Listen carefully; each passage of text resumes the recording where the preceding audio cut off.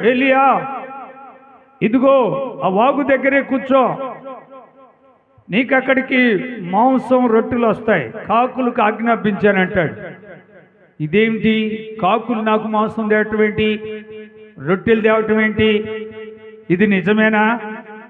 ఆ వాగు దగ్గర ఉండమంటున్నాడు, ఎవరు లేరు అక్కడ, అంతా ఎండిపోయింది, లోకమంతా పాడైపోయింది, బిక్కుబిక్కులాడుతూ ఉంది, ఎక్కడ చూసినా పక్షులు అరవటం లేదు, జీవరాశులు తిరగటం లేదు, భూమి ఎండిపోయింది, వర్షం వాతావరణం కనిపించటం లేదు, ఏమిటి ప్రభు ఇలా అంటున్నాడు అని అనుమానించాడా?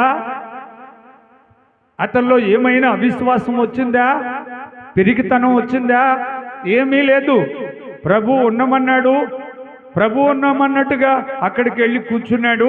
టయానికి మాంసం వస్తూ ఉంది, టయానికి రొట్టెలు వస్తూ ఉన్నాయి, కమ్మగా తింటున్నాడు, వాగు నీళ్లు తాగుతున్నాడు, దేవునికి ప్రార్థిస్తున్నాడు. దేవునికి స్తోత్రం కలుగునుగాక. ఆకాశ పక్షులను పోషించే దేవుడు ఈరోజు నీ కుటుంబాన్ని పోషించడా? నీ పిల్లలకు ఉద్యోగం ఇవ్వలేడా? నీ కుటుంబంలో శాంతిని ఇవ్వలేడా? సమాధానం ఇవ్వలేడా? నెమ్మదిని ఇవ్వలేడా? అన్ని ఇవ్వగల దేవుడు. నువ్వు నమ్మాలి. దేవునికి స్తోత్రం. నమ్మి దేవుని చెప్పినట్లుగా నడవాలి. ఈరోజు మనుషులు చెప్పినట్లుగా నీ విశ్వాసం పాడైపోతుంది. నీ స్థిరమైన నీ ప్రార్థన శక్తిని పాడు చేసుకుంటున్నా. ఇది తప్పు. యేసు ప్రభువులో ఉన్న మహిమను చూస్తే ఆయన చేతిలోనే ఉంటావు, ఆయన కవిగిట్లోనే ఉంటావు, ఆయనలోనే నువ్వు జీవిస్తావు ఆనందంగా. అదే విశ్వాస జీవితం. దేవునికి స్తోత్రం.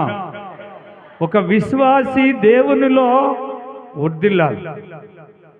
చూసారా? అందును బట్టి లోకం ఎలా ఉంది అంటే, రోమీయులకు రాసిన పత్రిక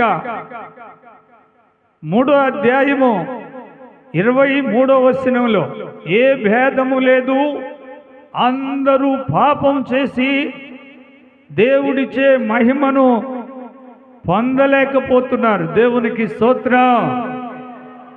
చూసారా? ఒకరింబిటి ఒకరు పాపంలో పడిపోతున్నారు, కానీ దేవుడిచ్చే మహిమను చూడటానికి మహిమగల కళ్ళు, విశ్వాసం అనే ఒక మంచి లక్షణాలు ఈరోజు మనలో ఉంటే, మనం ప్రార్థిస్తే దేవుడు ఆలకించడా?